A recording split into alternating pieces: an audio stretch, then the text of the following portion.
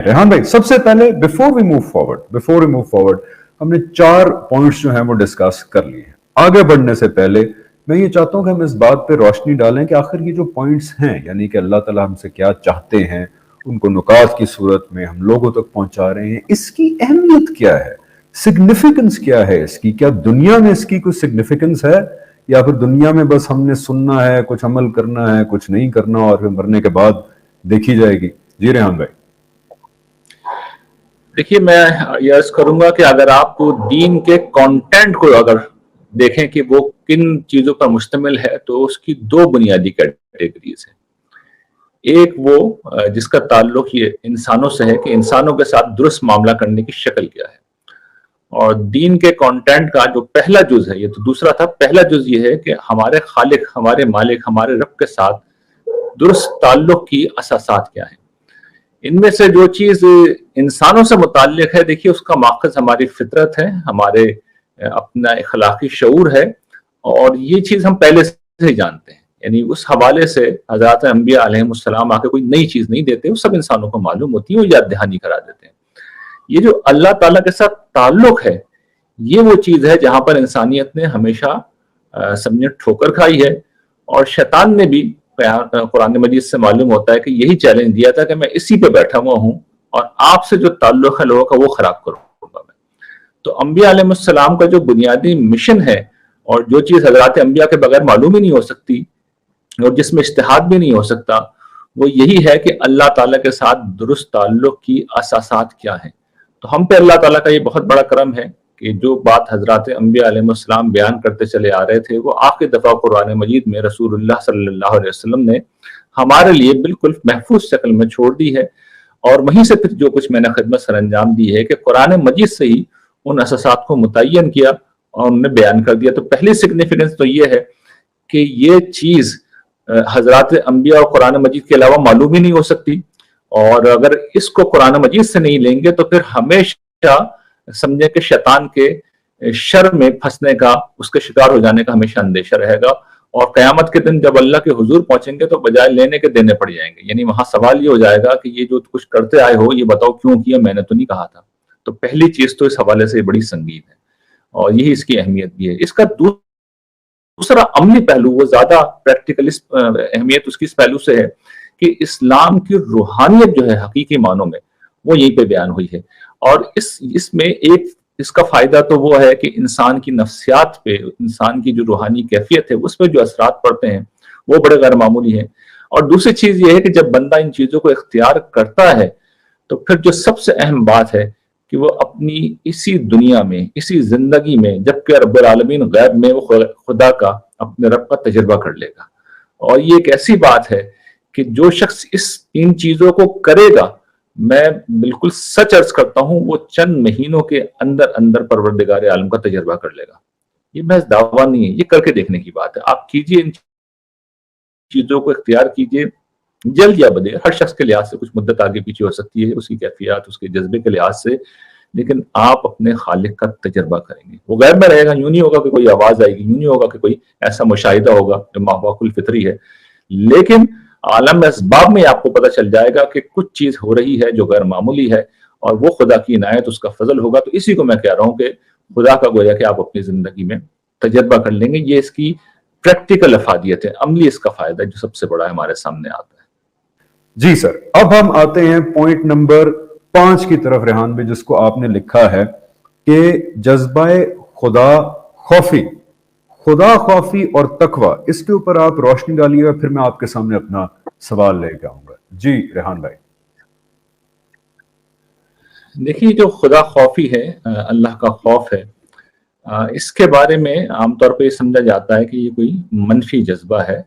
ये ऐसा नहीं है। कुरान मजीद ने इसको जगह जगह खुदाए रहमान के खौफ से ताबीर किया है। खुदाए रहमान का मतलब ये है कि हम जिस दुनिया में रहते हैं, हम नेमतों में रहते हैं, हम खुदा की इनायतों के अंदर जिंदा हैं। तो खुदा की नेमतें हैं, इनायतें हैं, हर वक्त हम खुदा की रहमतों के साए में होते हैं। तो इंसान को ये सोचना चाहिए कि अगर जिस हस्ती ने सब कुछ दे रखा है, कभी उसने वापस ले लिया तो क्या होगा। यानी खुदा का जो खौफ है वो किसी खतरनाक चीज का खौफ नहीं है, बल्कि वो एक کریم اور مہربان ہستی کی ناراضی کا اندیشہ ہے. تو یہ اس کو دیکھنے کا درست زاویہ ہے. اچھا پھر قرآن مجید بیان کرتا ہے کہ وہ جو خدا ہے ایک طرف تو مہربان ہے، رحم کرنے والا ہے، دوسرا وہ بہت بلند و عظیم بھی ہے. تو اس کی عظمت جب انسان، جیسا کہ وہ بھی پیچھے بات بھی ہوئی کہ ذکر و فکر میں انسان جب غور کرتا ہے انفس و آفاق کی نشانیوں پہ، تو خدا کی ہستی کی جو عظمت سامنے آتی ہے، اس کائنات کی وسعت مثال کے طور پہ اگر اس کے بارے میں انسان جان لے تو وہ لرز اٹھتا ہے کہ اتنی عظیم اور غیر معمولی کائنات بنانے والا رب خود کتنا عظیم ہوگا. تو یہ جو لرزہ ہے، رہبت ہے، قرآن مجید یہ الفاظ استعمال کرتا ہے کہ رہبت پھر پیدا ہونی چاہیے، پھر خشوع پیدا ہونا چاہیے. خشوع کیا ہے؟ عظمت کے احساس سے آپ دب رہے ہیں، آپ کے اوپر دبدبہ طاری ہو گیا، آپ کے اوپر روب طاری ہو گیا ہے. اور اخبات، خضوع یعنی اخبات کا مطلب یہ ہے کہ پھر انسان سب جگہوں سے کٹتا ہے اور پھر اس عظیم ہستی کو گویا اس کی طرف متوجہ ہو جاتا ہے، یعنی اپنا فوکس، اپنا رخ اسی کی طرف کر لیتا ہے. تو یہ سارے شیڈز ہیں جو قرآن مجید کے اندر بیان ہوئے ہیں کہ خشوع ہو، تذلل ہو، رہبت ہو انسان کے اوپر، اخبات ہو. تو یہ ساری چیزیں ہیں جو انسان کے اوپر جب طاری ہوتی ہیں تو پھر آخر میں وہ مقام آ جاتا ہے کہ انسان جو ہے اس خدائے رحمان کی گرفت سے بچنا چاہتا ہے، اس کی پکڑ سے بچنا چاہتا ہے. وہ جانتا ہے کہ ایک آنے والی دنیا ہے جہاں پر اس کی ایک طرف تو ساری نعمتیں جمع ہیں اور دوسری طرف اس کا سارا عذاب جہنم کی شکل میں جمع ہے. تو وہ اس سے بچنا چاہتا ہے. اس سے بچنے کے لیے وہ خدا کی نافرمانی کو چھوڑتا ہے، اور جب اس کی نافرمانی کو چھوڑتا ہے تو پھر تقویٰ وجود میں آتا ہے، پرہیزگاری وجود میں آتی ہے، اور انسان ایک بہت ہی پاکیزہ زندگی گزارتا ہے. انسان خدا کی حدود کو یعنی کہ ان کو پاس کرنے والا، ان کا لحاظ کرنے والا، ان کے مطابق زندگی گزارنے والا بن جاتا ہے. تو یہ وہ مطالبہ ہے جو قرآن مجید کرتا ہے.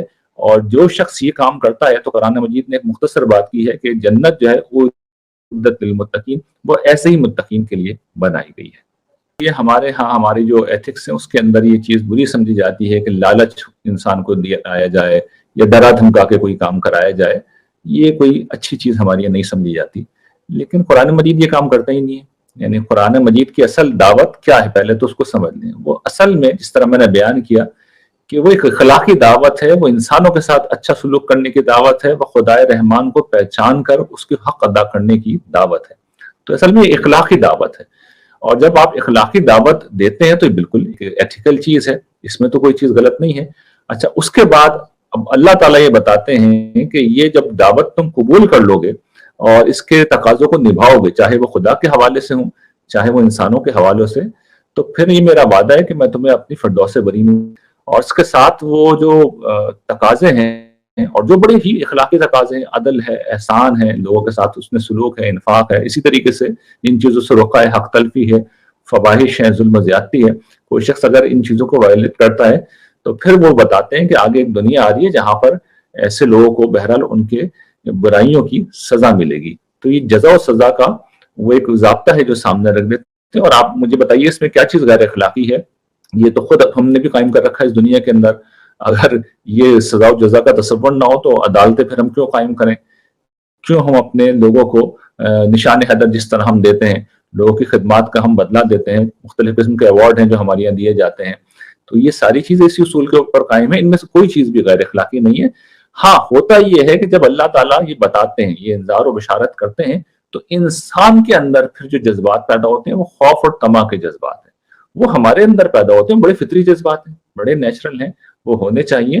لیکن ترتیب اگر درست سامنے رہے کہ اصل مطالبہ ایک اخلاقی مطالبہ ہے، اس کے اوپر سزا و جزا کا تصور ایک اخلاقی تصور ہے. ان سب چیزوں کو سننے کے بعد انسان کے اندر یہ فیلنگ ہوتی ہے کہ خوف پیدا ہوتا ہے اور طمع پیدا ہوتا ہے. تو قرآن مجید ان کو اسی لحاظ سے بیان کرتا ہے. یعنی وہ یہ نہیں کہہ رہا کہ بھئی لالچ دے رہا ہے، یہ ڈرا دھمکا رہا ہے، وہ تو یہ بتا رہا ہے کہ یہ اخلاقی دعوت کو قبول کرو گے تو اس کے پھر کچھ نتائج ہوں گے، اسے رد کرو گے تو اس کے کچھ نتائج ہوں گے. خوف جو ہے دیکھیے انسانوں کے اندر پیدا ہونے والا ایک جذبہ ہے جو کسی برائی سے، یعنی برائی سے مراد ہے کسی شر سے اپنے آپ کو بچانے کے لیے انسان کے اندر پیدا ہوتا ہے. یہ نیچرل فیلنگ ہے. جس وقت حضرات انبیاء علیہ السلام انذار کرتے ہیں، بتاتے ہیں کہ بھئی ایک کانسیکوینس ہے تمہاری برائیوں کا، وہ نکلے گا، تو پھر وہاں سے انسان کے اندر یہ احساس پیدا ہوتا ہے کہ مجھے اس سے بچنا چاہیے.